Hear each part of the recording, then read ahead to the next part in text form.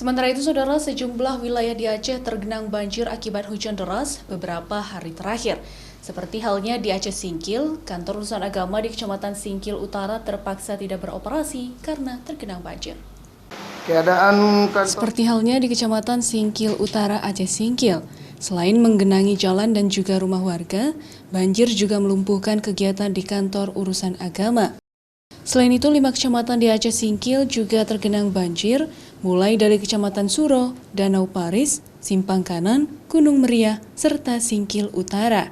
Sejak kemarin, hujan dan air terus naik hingga ke dalam kantor mencapai lutut orang dewasa. Untuk sementara, kantor diliburkan karena tidak bisa beroperasi.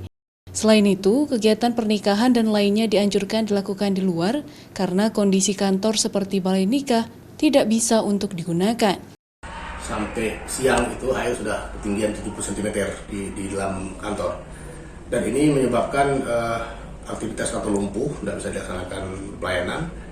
Kemarin sudah kita minta kepada kepala KUA dan semua stafnya untuk berkantor di luar, sementara di tempat kering.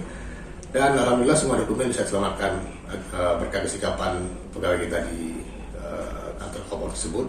Sejumlah kantor urusan agama atau KUA di Aceh Singkil saat ini memang diperlukan proses rehab, sehingga saat terjadi banjir, air tidak langsung masuk ke dalam kantor dan proses pelayanan ke masyarakat juga bisa dijalankan.